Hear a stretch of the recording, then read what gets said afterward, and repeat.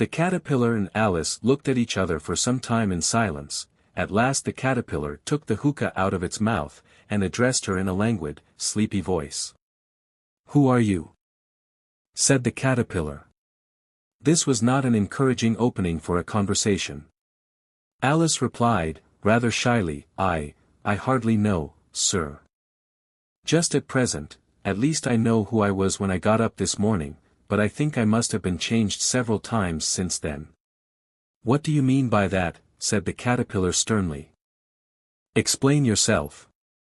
"I can't explain myself, I'm afraid, sir," said Alice, "because I'm not myself, you see." "I don't see," said the caterpillar. "I'm afraid I can't put it more clearly." Alice replied very politely, "For I can't understand it myself to begin with, and being so many different sizes in a day is very confusing." "It isn't," said the caterpillar. "Well, perhaps you haven't found it so yet," said Alice, "but when you have to turn into a chrysalis, you will some day, you know, and then after that into a butterfly. I should think you'll feel it a little queer, won't you?" "Not a bit," said the caterpillar. "Well, perhaps your feelings may be different," said Alice, "all I know is, it would feel very queer to me." "You," said the caterpillar contemptuously. "Who are you?" Which brought them back again to the beginning of the conversation. Alice felt a little irritated at the caterpillar's making such very short remarks, and she drew herself up and said, very gravely, "I think, you ought to tell me who you are, first." "Why?" said the caterpillar. Here was another puzzling question, and as Alice could not think of any good reason, and as the caterpillar seemed to be in a very unpleasant state of mind, she turned away. "Come back," the caterpillar called after her. "I've something important to say." This sounded promising, certainly. Alice turned and came back again. "Keep your temper," said the caterpillar. "Is that all?" said Alice, swallowing down her anger as well as she could. "No," said the caterpillar. Original children's illustration by John Tenniel of Caterpillar from Alice in Wonderland. Alice thought she might as well wait, as she had nothing else to do. And perhaps after all it might tell her something worth hearing. For some minutes it puffed away without speaking, but at last it unfolded its arms, took the hookah out of its mouth again, and said, "So you think you're changed, do you?" "I'm afraid I am, sir," said Alice. "I can't remember things as I used, and I don't keep the same size for 10 minutes together." "Can't remember what things?" said the caterpillar. "Well, I've tried to say, how doth the little busy bee, but it all came different." Alice replied in a very melancholy voice. "Repeat, you are old, Father William," said the caterpillar. Alice folded her hands, and began. "You are old, Father William," the young man said. "And your hair has become very white. And yet you incessantly stand on your head. Do you think, at your age, it is right?" Original children's illustration by John Tenniel of You Are Old Father William Fat Man Headstand from Alice in Wonderland. "In my youth," Father William replied to his son, "I feared it might injure the brain. But, now that I'm perfectly sure I have none, why, I do it again and again." "You are old," said the youth, "as I mentioned before, and have grown most uncommonly fat. Yet you turned a back somersault in at the door. Pray, what is the reason of that?" Original children's illustration by John Tenniel of You Are Old Father William Fat Man Flying from Alice in Wonderland. "In my youth," said the sage, as he shook his grey locks, "I kept all my limbs very supple. By the use of this ointment, 1 shilling the box. Allow me to sell you a couple." "You are old," said the youth. "And your jaws are too weak for anything tougher than suet. Yet you finished the goose, with the bones and the beak. Pray how did you manage to do it?"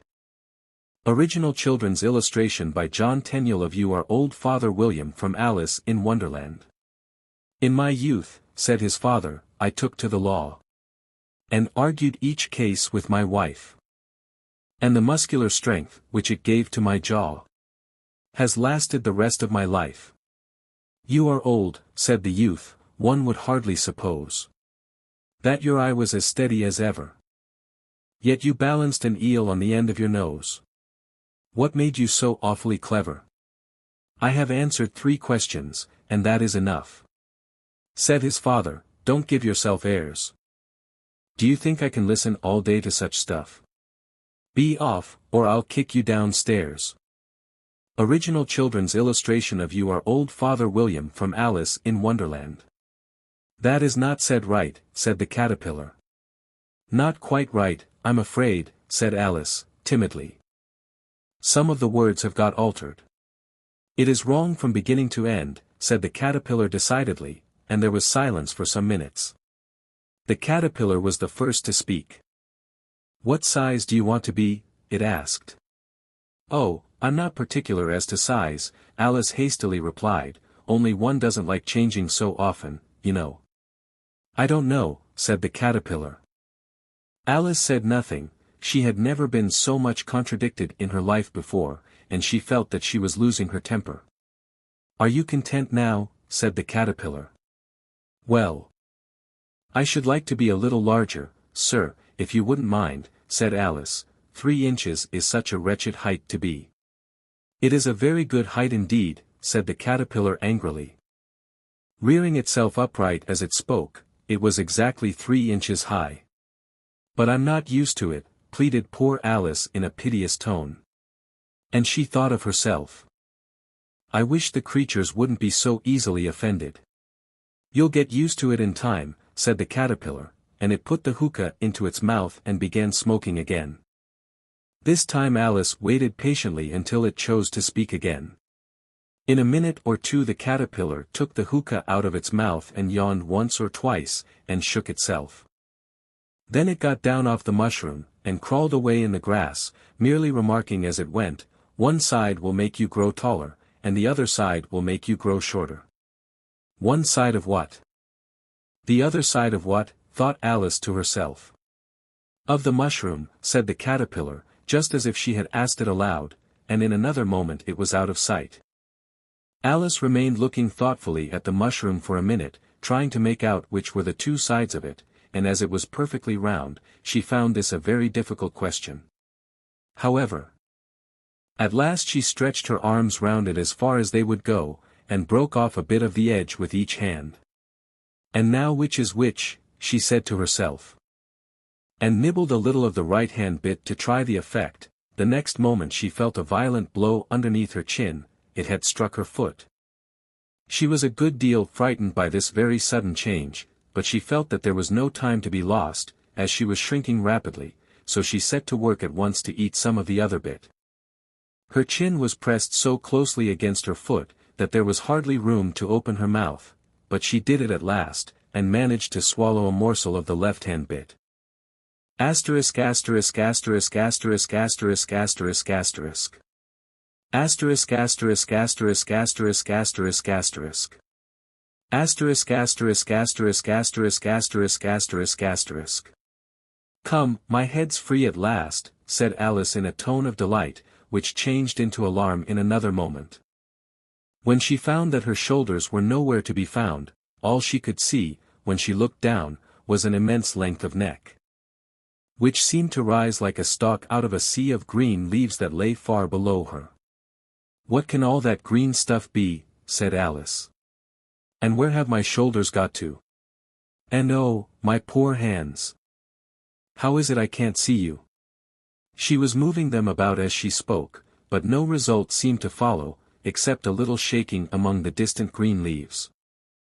As there seemed to be no chance of getting her hands up to her head, she tried to get her head down to them, and was delighted to find that her neck would bend about easily in any direction.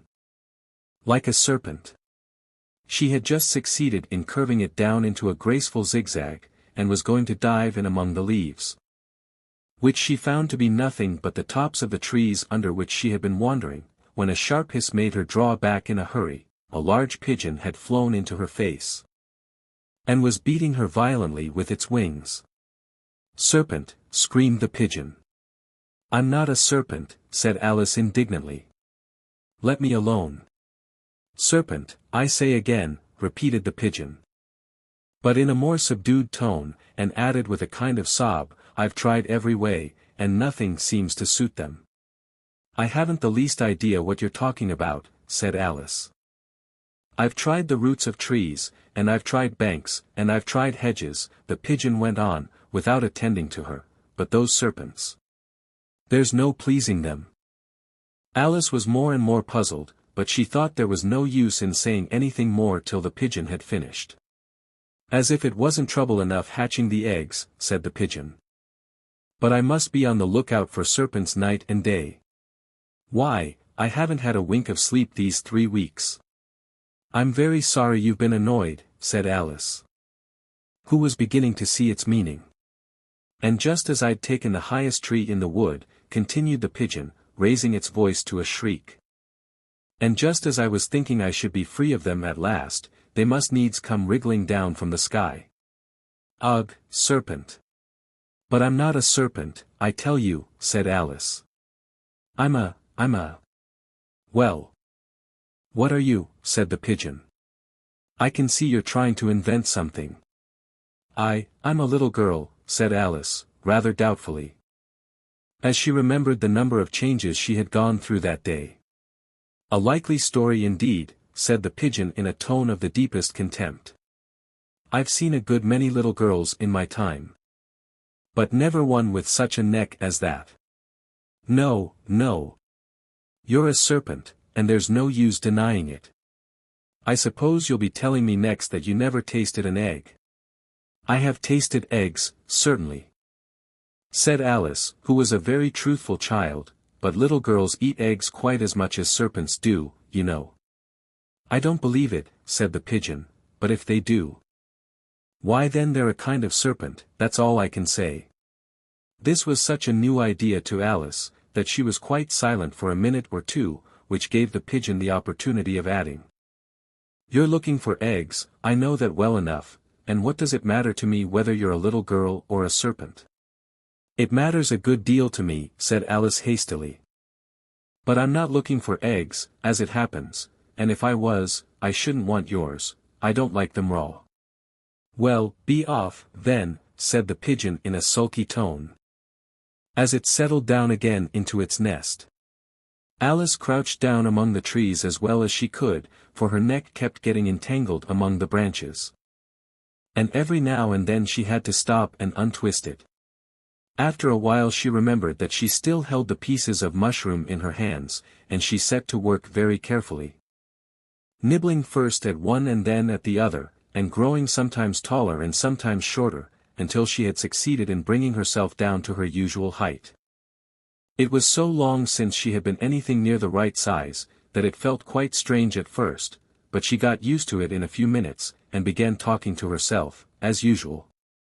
Come. There's half my plan done now. How puzzling all these changes are. I'm never sure what I'm going to be, from one minute to another. However, I've got back to my right size, the next thing is to get into that beautiful garden. How is that to be done, I wonder? As she said this, she came suddenly upon an open place, with a little house in it about 4 feet high. Whoever lives there? Thought Alice, it'll never do to come upon them this size, why, I should frighten them out of their wits. So she began nibbling at the right-hand bit again, and did not venture to go near the house till she had brought herself down to 9 inches high.